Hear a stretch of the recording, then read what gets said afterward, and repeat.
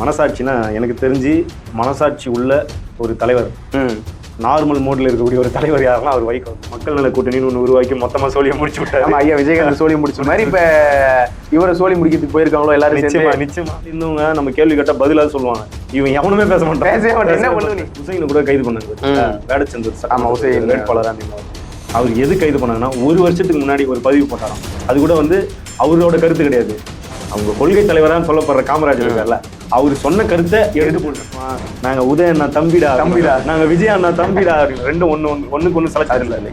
ஆட்சிக்கு வந்தா ஆகவே அந்த வகையில அந்த ஹைட்ரோ கார்பனை ஆகத பீத்தேட நாங்கள் ஒழிப்போமேன்னு பேசுறீங்களே, ஆனா நீங்க தானே அது கையெழுத்து போட்டீங்க அப்படின்னு கேட்கும்போது, ஆகட தெரியாம போடுறீங்க அப்படின்னு சொன்னதுன்னா, ரிமோட்லி ஆப்ரேட்டட் வெஹிக்கிள், நான் வந்து தண்ணிக்குள்ளேயே போய் அணையை பாதுகாக்கிற அந்த தொழில்நுட்பம்லாம் எனக்கு தெரியும்னு சொல்ற வரைக்கும் சொல்லப்படும். ஹைட்ரோ கார்பனால என்ன பாதிப்பு வருது, விவசாயிகள் பாதிக்கப்படுவாங்கன்னு தெரியாது. வாசல்ல கோலம் போடுங்க, கோலம் போட்டு விசில் ஊதுங்க, அப்ப நம்ம வந்து வெற்றி அடைவோம். வெற்றி அடைஞ்சிட்டீங்க.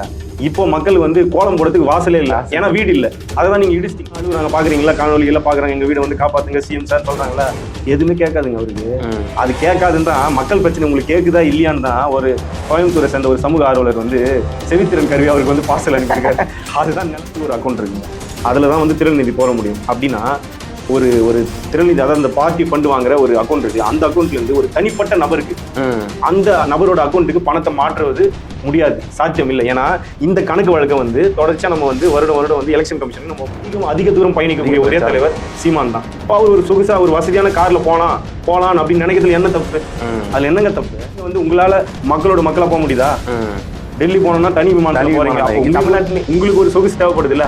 இப்ப எங்க மக்களுக்காக தொடர்ச்சியா போராடக்கூடிய எங்க அண்ணனை நாங்க ஒரு பாதுகாக்கணும்னு நினைக்கிறோம். அதனால அவர் கார் வச்சுக்கிறதும் என்ன வேணா வச்சு ஜெட்டு கூட வச்சிருந்தா உங்களுக்கு என்னடா ஒண்ணு நீங்க ஆடு திட்டு தெரிஞ்சிருக்கோம், அப்படி இல்லைன்னா கள்ளச்சாரம் குடிக்க தெரிஞ்சிருக்கோம், அப்பயும் உங்களுக்கு பணம் வரும். அப்படி இல்லைன்னா ஒரு நடிகரை பார்க்க போய் இறந்துருக்கணும், உங்க குடும்பத்துல யாராவது ஒருத்தர் இறந்திருந்தாலும் உங்களுக்கு ஒரு அரசு வேலை கிடைக்கும்.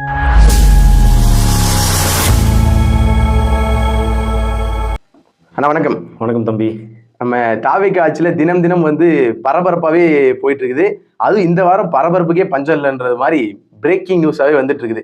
அதுல குறிப்பா ஒருத்தர் தான் ரொம்ப பரபரப்பா வந்துட்டே இருக்காரு, நம்மளுடைய ஐயா புரட்சி புயல், கிரேக்க புயல் எந்த புயல் வேணா வச்சுக்கலாம். ஐயா வைகோ அவர்களுடைய பேச்சு தான் வந்து மிக வைரலா போயிட்டே இருக்குது. அந்த பேச்சு இப்ப கூட நீங்க பார்த்துருப்பீங்க, 2 நாளைக்கு முன்னாடி என்ன நடந்தது, அந்த மனசாட்சி விஷயம் உங்களுக்கு தெரியும் நினைக்கிறேன். அதை பத்தி உங்களுடைய கருத்து என்ன? மனசாட்சினா எனக்கு தெரிஞ்சு மனசாட்சி உள்ள ஒரு தலைவர், நார்மல் மோட்ல இருக்கக்கூடிய ஒரு தலைவர் யாருன்னா அவர் வைகோ தான். பத்திரிகையாளர் வந்து கேட்குறாங்க, நீங்கள் வந்து விஜய் கரூர் சம்பவத்தை அப்போ ஓடிட்டாரு அப்படின்னு மனசாட்சி இல்லாதவர் விஜய் அப்படின்னு பேசுனீங்க, இப்போ வந்து அவர் கூட போய் சேர்ந்து இப்போ அவருக்கு மனசாட்சி வந்துருச்சா அப்படின்னு கேட்குறாங்க. அதுக்கு வந்து இவர் என்ன சொல்றாருன்னா, ஆமாம் அன்னைக்கு அவர் போல அதனால இல்லை, இன்னைக்கு அவர் போறாரு அதனால அவர் இருக்கு அப்படின்னு சொல்லியிருக்காரு. நிறைய ஃபன் நடக்கும், இனிமே நிறைய ஃபன் நடக்கும். இப்படி மாத்தி இவர் பேசிக்கிட்டு இருக்கிறத பார்க்கல எப்படி மக்கள் எப்படி பார்ப்பாங்க? இப்போதாங்க ஒரு நார்மல் மோட்ல வைகோ இப்பதான் இருக்கிறாரு. இவ்வளவு நாள் வந்து அவரு செயல் இருந்திருந்தாரு, இப்பதான் நார்மல் மோடுக்கு வந்திருக்காரு. மக்கள் இனிமே எல்லாரும் கொண்டாட போறாங்க வைகோவை. எப்படிப்பட்ட ஒரு அரசியல்வாதி, எப்படிப்பட்ட ஒரு அரசியல் பேச்சாளர், பலருக்கு வந்து அந்த பேசுறதுக்கு இன்ஸ்பிரேஷனா இருந்த ஒரு நபர் இப்படி சொல்றீங்களே. அப்படிதான் சொன்னாங்க எல்லாரும். ஆனா இப்ப அவரு என்னவா இருக்காருன்றது ஒரு இது இருக்குல்ல, அது அப்படிதான் முன்னுக்கு பின் முரணான கருத்தாவே வச்சிட்டு இருக்காரு. தொடர்ச்சியா அதே போல வச்சிட்டு இருக்காரு. அப்ப எப்படி மக்கள் ஆதரிப்பாங்கன்ற ஒரு கேள்வி இருக்கு. அதெல்லாம் ஆதரிப்பாங்க. அதெல்லாம் வந்து நீங்க என்ன நினைச்சிருக்கீங்க அவரை பத்தி? இப்ப வந்து நேத்து வந்து என்ன சொன்னாரு, நான் வந்து விஜய் அவர்களும் என்கிட்ட சொன்னாரு, என்ன சொன்னாரு, 2 எம்எல்ஏக்களை ராஜினாமா பண்ணுங்க, நானே வந்து உங்களுக்கு பிரச்சாரம் பண்றேன் அப்படின்னு சொன்னதா அவர் சொல்றாரு. 2 நாள் கழிச்சு என்ன சொல்றாரு, விஜய் அவர்கள் அப்படி சொல்ல, நான் தான் அவர்கிட்ட அப்படி சொன்னேன். இதுதான் நார்மல் மூடு. அப்ப நம்மளுடைய ஐயா டி ராஜேந்தர் அவர்கள் வந்து சொன்ன டைலாக் தான் உண்மைன்ற மாதிரி. ஆமா, அதாவது என்னன்னா, வைகோல கூட நம்பி போங்க, ஆனா வைகோவை நம்பி போவாதீங்க அப்படின்றதுதான். அது உண்மைதான். ஏன்னா இதுக்கு முன்னாடி அவர் வந்து அதிமுக கூட்டணியில இருந்துக்கிறாரு, மக்கள் நல கூட்டணின்னு ஒன்று உருவாக்கி மொத்தமா சோழியை முடிச்சு விட்டாரு. ஐயா விஜயகாந்த் சோழி முடிச்ச மாதிரி இப்ப இவரை சோழி முடிக்கிறதுக்கு போயிருக்காங்களோ எல்லாரும். நிச்சயமா மக்கள் நல கூட்டணி மாதிரிதான் இருக்குது பார்க்க. நிச்சயமா அது நம்ம கவலைப்படுத்தலாம், அவங்களே பார்த்துப்பாங்க. பரவாயில்ல, முடிப்பாங்க, நிச்சயமா முடிப்பாங்க. நம்பிக்கையோடு இருப்போம், காத்திருப்போம், கான்பிடண்டா இருங்க. ஓகே, அடுத்தது என்னன்னா, நம்மளுடைய திமுகவுடைய முன்னாள் அமைச்சரா இருந்தவர், இப்ப திமுகவுல திருச்செந்தூர் தொகுதியில சட்டமன்ற உறுப்பினரா இருக்கக்கூடிய அனிதா ராதாகிருஷ்ணன் அவர்கள் வந்து கைது செய்யப்பட்டிருக்காரு தாவேகா காவல்துறையால். ஏன் அப்படின்னா, அவர் வந்து தாவேகா அரசாங்கத்தின் மீது உரிமையிலையும் அவதூறான கருத்துக்களை பேசியதாகவும் அமைச்சர்கள் மீது உரிமையில பேசியதாக அவருடைய வழக்கு போட்டு கைது பண்ணியிருக்காங்க. அப்புறம் விடுதலையும் பண்ணியிருக்காங்க. இந்த கைது பத்தி என்ன நினைக்கிறீங்க? இந்த கைது எப்படின்னா, இப்போ உங்களுக்கு எதிராக ஒரு கருத்து பேசிட்டாலே நாங்கள் கைது பண்ணுவோம் அப்படின்ட்டு நம்ம சிஎம் சார் வந்து இதுக்கு முன்னாடி பேசியிருக்காரு. இதுக்கு முன்னாடி இருந்த சிஎம் சாரை பார்த்து என்னன்னா, உங்களுக்கு எதிராக நாங்க கருத்து பேசிட்டா பதிவு போட்டா எங்களை கைது பண்ணிடுவீங்களா அப்படின்னு பேசியிருக்காரு. அவரும் அதே தான் பண்றாரு. கொஞ்சம் பாருங்க சிஎம் சார், நீங்களும் அதே தான் சார் பண்றீங்க அப்படின்ற ஒரு கேள்வி. அது இல்லாம அவர் வந்து தப்பு செஞ்சிருந்தாருன்னா அவர் மீது நடவடிக்கை எடுக்க வேண்டியது சரிதான். ஏதோ அவதூறு பேசுறாருன்னா அதுக்கு கைது தான் அதுக்கான தீர்வானா? அப்படி பார்த்தோன்னா தாவேகாவோட நிர்வாகி, பெண் நிர்வாகி, தேர்தலில் வேலை செஞ்ச திருவைகுண்டம் சட்டமன்ற தொகுதி எம்எல்ஏ மீது ஒரு பாலியல் குற்றச்சாட்டு வைக்கிறாங்க. கூட்டு பாலியல் வன்கொடுமை எனக்கு நடந்தது, அதுக்கு உரிய நடவடிக்கை எடுங்கன்றாங்க. ஏன் இது வரைக்கும் அதை பத்தி நீங்க எதுவுமே பேசல? அதை பேசு பொருளா கூட ஆக்கலையா நீங்க? அதே போல அவங்க வேற யாரும் இல்ல, அந்த பெண் வந்து அவங்க கட்சியிலே வாக்கு சேகரிக்கலாம் நிர்வாகி, அது இல்லாம தேர்தலில் வேலை செஞ்சவங்க. அவங்களுக்கு இந்த நிலைமை. அதே மாதிரி தொடர்ச்சி அவங்க ரசிகர் மன்றத்திலே இருந்து வந்தாங்கன்னு நினைக்கிறேன் பல ஆண்டுகள். அப்படிப்பட்ட ஒரு பெண்களுக்கு நடந்தே இவங்க எதுவுமே பேச மாட்டாங்க. இதுக்கு முன்னாடி இருந்தவங்க நம்ம கேள்வி கேட்டா பதிலா சொல்லுவாங்க, இவன் எவனுமே பேச மாட்டான். என்ன பண்ணுவ நீ?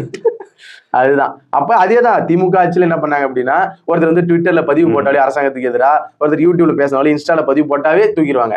எடுத்துக்காட்டு எவ்வளவு பேர் நம்ம கட்சியில இருக்காங்க. நம்மளுடைய சாட்டை துரைமுருகன் அண்ணனா இருக்கட்டும், சவுக்கு சங்கரா இருக்கட்டும், பல பேரை வந்து கைது பண்ணிக்கிட்டே இருந்தாங்க திமுக அரசு. அதேதான் இப்ப இவங்களும் தொடர்றாங்க. சவுக்கு சங்கரை கைது பண்றதுலயாவது ஒரு நியாயம் இருக்கு. இதெல்லாம் வந்து இப்ப நம்ம கட்சியில உசைனை கூட கைது பண்ணாங்க. வேடச்சந்தூர் வேட்பாளரா நின்னவர். அவர் எது கைது பண்ணாங்கன்னா, ஒரு வருஷத்துக்கு முன்னாடி ஒரு பதிவு போட்டாராம். அது கூட வந்து அவரோட கருத்து கிடையாது. அவங்க கொள்கை தலைவரான்னு சொல்லப்படுற காமராஜர் இருக்கார்ல, அவர் சொன்ன கருத்தை எடுத்து போட்டிருக்காரு. அதை நம்ம அண்ணன் சீமான் சொல்றாருல, ஐயா ஈவேரா அவர்கள் பேசிய கருத்தை தான் நான் எடுத்து பேசுறேன், நான் புதுசா ஒன்னும் சொல்லல அப்படின்னு. அந்த மாதிரி ஒரு கருத்து ஐயா காமராஜர் ஐயா சொன்ன கருத்தை எடுத்து பேசுறதுக்கு அவர் கைது. அது முகாந்திரன்ட்டு உடனே வெளியே விட்டாங்க. கைது பண்ண யாருமே ஒரு நாள் கூட தாங்கல. ஒரு நாள் கூத்து மாதிரி தான் இருக்கு. ஒரு நாள் கைது. மாரிதாஸ் அவர்கள், யூடியூபர் மாரிதாஸ் அவர்களும் ஒரே நாள் கைது பண்ணாங்க, மாலை வெளியே வந்தாரு. அப்ப திமுகவோட அதோட நீச்சி தான் ஜெராக்ஸ் தான் 2.0 தான் தாவேகா. அப்ப இவன் என்ன சொல்லுவான், நாங்க உதய அண்ணா தம்பிடா, நாங்க விஜய் அண்ணா தம்பிடா அப்படின்னு. ரெண்டும் ஒண்ணுக்கு ஒண்ணு சலச்சது இல்லை. கரெக்டா தான் மேனேஜ் பண்ண. அதுதான் ஒண்ணு அவங்க புரிஞ்சுக்கணும்ல. திமுக திமுக உட்கார வச்ச மக்களுக்கு தாவேகாவும் உட்கார வைக்க ஒரு நேரம் ஆகாது. அப்ப அது காலம் தான் பதில் சொல்லணும். இல்ல நிச்சயமா உட்கார வைப்பாங்க, நடக்கும் பாருங்க. அடுத்ததா வந்து மிக முக்கியமான விஷயம், நம்ம சுற்றுச்சூழலுக்கு இயற்கை வளங்களை பாதிக்கக்கூடிய ஒரு விஷயம் வந்திருக்கு. ஹைட்ரோ கார்பன் அப்படின்ற திட்டம் வந்து நிறைய பேருக்கு தெரிஞ்சிருக்கும், தெரியாத இருக்கிறவர்களுக்கும் நம்ம சொல்லிக்கலாம். என்னன்னா, முன்னாடி ஐயா எடப்பாடி அவர்கள் ஆட்சி காலத்துல வந்து ஹைட்ரோ கார்பன் சொல்லிட்டு கொண்டு வந்து அந்த ஈத்தேன் மீத்தேன் போன்ற எடுக்கிற திட்டங்களை அனுமதி கொடுத்தாங்க. அதுக்கு எதிராக பொதுமக்கள், நம்ம விவசாயிகள், நாம் தமிழர் கட்சியினர் தொடர்ச்சியா போராட்டம் பண்ணாங்க. அதுக்கு அதை இப்ப நம்மளுடைய தாவேகா ஆட்சியில அது வந்து கொண்டு வந்திருக்காங்க. அதுக்குமே 4ஆம் தேதி நம்ம நாம் தமிழர் கட்சி சார்பாக அண்ணன் இடுமான கார்த்தி தலைமையில கடலூர் மாவட்டம் பரங்கிப்பேட்டில் போராட்டம் நடைபெற்றது. இந்த ஹைட்ரோ கார்பன் திட்டத்தை பத்தியும் அதோட பின்விளைவுகள் என்ன, ஏன் இவங்க கொண்டு வராங்க, இதை பத்தி அவங்களுக்கு நோக்கம் இல்லையா என்னன்னு சொல்லுங்க. என்னன்னா, ஹைட்ரோ கார்பன் திட்டம் வந்து நாசகர திட்டம். அது வந்து மண்ணுக்கும் மக்களுக்கும் பாதிப்பு விளைவிக்கக்கூடிய திட்டம் சொல்லிட்டு தொடர்ச்சியா நம்ம வந்து ரொம்ப ஆண்டு காலமா பேசி வந்தோம். இப்போ அந்த திட்டத்தை வந்து கடுமையா எதிர்த்தது நாம் தமிழர் கட்சி. கதிராமங்கலம், நெடுவாசல் இது போன்ற இடங்கள்ல வந்து பல போராட்டங்கள். அதுல இப்ப நம்ம பேசணும்ல, வைகோ அவர் கூட அந்த போராட்டத்துல போராடி இருக்காரு இந்த விஷயத்துக்காக. நம்ம ஐயா ஸ்டாலின் தான். அவர் கூட பத்திரிகையாளர் கேட்கறாங்க, ஏங்க இந்த திட்டத்துக்கு நீங்க கழுத்து போட்டுருக்கீங்க, இப்போ வந்து நான் வந்தா, நாங்கள் ஆட்சிக்கு வந்தா, ஆகவே அந்த வகையில அந்த ஹைட்ரோ கார்பனை ஆகாத பீத்தேட நாங்கள் ஒழிப்போமேன்னு பேசுறீங்களே, ஆனா நீங்க தானே அது கையெழுத்து போட்டீங்க அப்படின்னு கேட்கும்போது, ஆகடா தெரியாம போறீங்க அப்படின்னு சொன்னதெல்லாம் இருக்கு. அப்ப அந்த மாதிரி இவங்க என்ன சொன்னாங்க, நாங்க ஆட்சிக்கு வந்தா இந்த நாசகர திட்டங்களை இல்ல இந்த மாதிரி மக்கள் விரோத திட்டங்களை நாங்க வந்து செயல்படுத்த மாட்டோம்னு சொல்றாங்க. இன்னைக்கு ஹைட்ரோ கார்பனுக்கு கையெழுத்து போட்டிருக்காங்க. ROV பேசுறாரு முதலமைச்சர், ரிமோட்லி ஆப்ரேட்டட் வெஹிக்கிள். நான் வந்து தண்ணிக்குள்ளேயே போய் அணையை பாதுகாக்கிற அந்த தொழில்நுட்பம்லாம் எனக்கு தெரியும்னு சொல்ற வரைக்கும் ஹைட்ரோ கார்பனால என்ன பாதிப்பு வருது, விவசாயிகள் பாதிக்கப்படுவாங்கன்னு தெரியாதா? அப்ப ஏன் அது கையெழுத்து பண்ணணும்? சிந்திக்கணும், மக்கள் வந்து தெளிவா சிந்திக்கணும். தவறான ஒரு முடிவு எடுத்துட்டீங்க, 5 வருஷம் கஷ்டப்பட போறீங்க, கொஞ்சம் பாத்துக்கோங்க.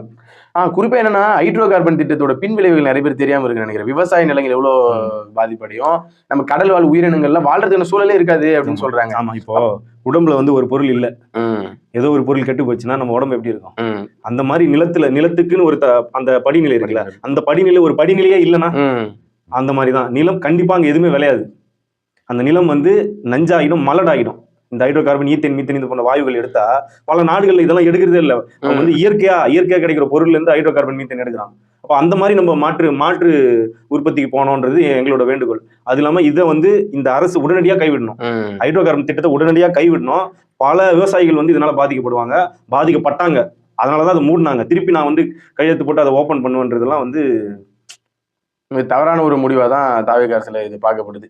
ஓகே, அதே மாதிரி வந்து பிரச்சார மேடைகள்லாம் நம்மளுடைய மரியாதைக்குரிய முதல்வர் விஜய் என்ன பேசினார் அப்படின்னா, நான் வந்து ஆட்சிக்கு வந்துட்டு அப்படின்னா இந்த அகற்றுறாங்கல்ல வீடுகள் வந்து ஆக்கிரமிப்புன்ற பேர்ல வந்து அகற்றுறாங்க, மாற்று இடங்கள் கூட கொடுக்கறது இல்ல, அவங்களுடைய வாழ்வாதாரம் மிக கேள்விக்குறியா இருக்குது அப்படின்லாம் சொல்லியிருந்தாரு. இப்ப அவங்களுடைய ஆட்சியிலே பார்த்திருப்போம், பூந்தமல்லியில ஆக்கிரமிப்புன்னு சொல்லிட்டு வீடுகள்லாம் அகற்றிட்டு இருக்காங்க. அதை பத்தி இப்போ விஜய் அவர்கள் வந்து தேர்தல் அப்போ என்ன சொன்னாரு, நான் வந்து நீங்க மக்கள் எல்லாரும் எனக்காக வாசல்ல கோலம் போடுங்க, கோலம் போட்டு விசில் ஊதுங்க, அப்ப நம்ம வந்து வெற்றி அடைவோம், நீங்க வெற்றி அடைஞ்சிட்டீங்க. இப்போ மக்கள் வந்து கோலம் போடுறதுக்கு வாசலே இல்ல, ஏன்னா வீடு இல்ல, அதான் நீங்க இடிச்சிட்டீங்க. ஒரு வருஷத்துக்கு முன்னாடி இல்ல ஒரு திமுக ஆட்சியில வந்து ஒரு 2 வருடங்கள் இல்ல 2.5 வருடம் கழிச்சுதான் இந்த மாதிரி செயல்களில் ஈடுபட்டாங்க. 40 நாள்ல இதை பண்ண ஆரம்பிச்சிட்டாங்க. இதுதான் மக்கள் விரும்பிய மாற்று. இப்ப மக்கள் அழுகுறாங்க, பாக்குறீங்களா, காணொலிகள்லாம் பாக்குறாங்க, எங்க வீடு வந்து காப்பாத்துங்க சிஎம் சார் சொல்றாங்களா, எதுவுமே கேட்காதுங்க அவருக்கு. அது கேட்காதுன்னு தான் மக்கள் பிரச்சனை உங்களுக்கு கேட்குதா இல்லையான்னு தான் ஒரு கோயம்புத்தூரை சேர்ந்த ஒரு சமூக ஆர்வலர் வந்து செவித்திறன் கருவி அவருக்கு வந்து பார்சல் அனுப்பியிருக்காரு. அதுதான் நிலைமை. அடுத்த கட்டமா நாம் தமிழர் கட்சி பக்கம் வந்துருவோம். மிக முக்கியமா தொடர்ச்சியா நாம் தமிழர் கட்சி மீது வைக்கப்படுற அவதூறு என்னன்னா திரள்நிதி அப்படின்னு ஒண்ணு. திரள்நிதினா என்ன? திரள்நிதி வச்சுதான் சீமான் வாழ்றாரு, திரள்நிதி வச்சுதான் ஒட்டுமொத்தமா அவரோட வாழ்வாதாரம் நடக்குது, திரள்நிதி வச்சுதான் இதை பண்றாரு, கார் வாங்கியிருக்காரு அப்படின்னு பென்ஸ் கார் வாங்கிட்டாருன்னு சொல்லிட்டு தொடர்ச்சியா தாவேகாவுடைய நிர்வாகிகளா இருக்கட்டும், உறுப்பினர்கள் எல்லாம் பரப்பிட்டே இருக்காங்க சோசியல் மீடியால. அதை பத்தி சொல்லுங்க. திரள்நிதினா என்ன வாங்குறீங்க? திரள்நிதினா என்ன அப்படின்னா, அது வந்து ஆங்கிலத்தில் கிரௌட் ஃபண்டிங் அப்படின்னு சொல்லுவாங்க. தமிழ்ல சொன்னா அதை கொஞ்சம் ஏளனமா பார்ப்பாங்க. கிரௌட் ஃபண்டிங்னா கொஞ்சம் அதை பெருமையா கெத்தா பார்ப்பாங்க. ஒண்ணு இல்லைங்க, நான் வந்து ஒரு அரசியல் கட்சி வச்சிருக்கேன், மக்களுக்காக போராட போறேன், என்கிட்ட பணம் இல்லை, மக்களிடம் இருந்து பணம் பெற்று அந்த பணத்தை வச்சு மக்களுக்காக நான் போராடுறேன் அப்படின்னு தான் நாம் தமிழர் கட்சி சொல்லுது. திரள்நிதியில் தான் நாம் தமிழ் கட்சி நடக்குது, அதுல எந்த மாற்ற கருத்தும் கிடையாது. ஆனா இவங்க என்ன சொல்றாங்கன்னா, அந்த திரள்நிதியை வச்சு சீமான் வசதியா வாழ்றாரு, அவர் கார் வாங்கிட்டாரு, வீடு வாங்கிட்டாரு அப்படின்னு சொல்றாங்க. இப்போ திரள்நிதியை வச்சுதான் சீமான் அவர்கள் வாழ்றாரு அப்படின்றது ஃபேக். எப்படி நான் சொல்றேன் பாருங்களேன்.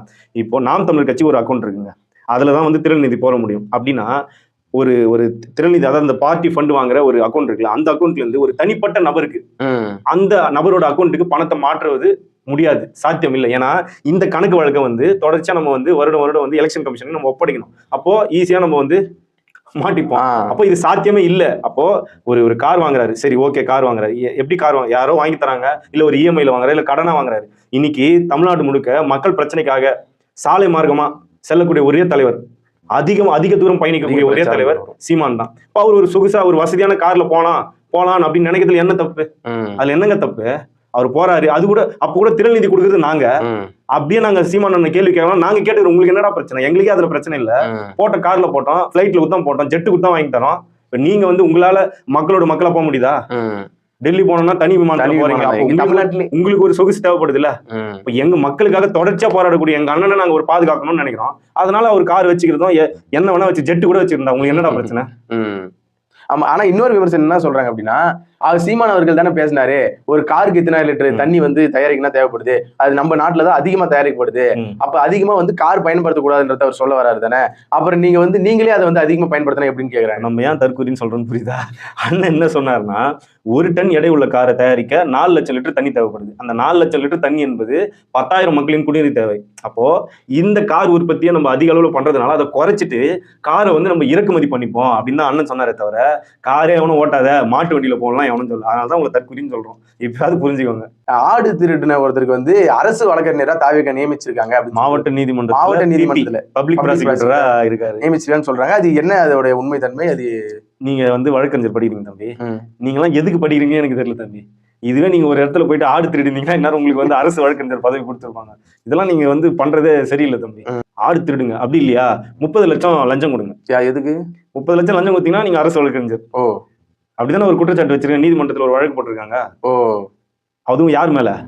நம்ம புதுவை புயல் புசி ஆனந்த் அவர் மேல ஒரு குற்றச்சாட்டு வச்சிருக்காங்க. அது பாப்போம் எந்த அளவுக்கு அது உண்மைன்னு. ஆனா ஆடு திருடுனா உறுதியா அரசாங்க வேலை. அப்ப காணொலி பாக்குறவங்க வந்து படிக்கலாம் தேவையில்ல, போய் சட்டம் ஒரு வழக்கறிஞர் அரசு வழக்கறிஞர் நீங்க வந்து உங்களுக்கு நிறைய ஆப்ஷன் இருக்குங்க தமிழ்நாட்டுல வாழ்றதுக்கு. ஒண்ணு நீங்க ஆடு திருட தெரிஞ்சிருக்கணும், அப்படி இல்லைன்னா கள்ளச்சாராயம் குடிக்க தெரிஞ்சிருக்கணும், அப்பயும் உங்களுக்கு பணம் வரும். அப்படி இல்லைன்னா ஒரு நடிகரை பார்க்க போய் இறந்துருக்கணும், உங்க குடும்பத்துல யாராவது ஒருத்தர் இறந்திருந்தாலும் உங்களுக்கு ஒரு அரசு வேலை கிடைக்கும். இந்த மாதிரி பல்வேறு சிறப்பு திட்டங்களை வச்சிருக்கு தமிழ்நாடு அரசு. அதனால தமிழக மக்கள் வந்து இனிமேல் கவலையே பட வேண்டியது. உங்களுக்கு ஏதோ ஒரு வகையில உங்களுக்கு வந்து அரசு வேலை உறுதி. சிறப்பு. நான் தொடர்ச்சியா நம்ம பேசுவோம். நன்றி.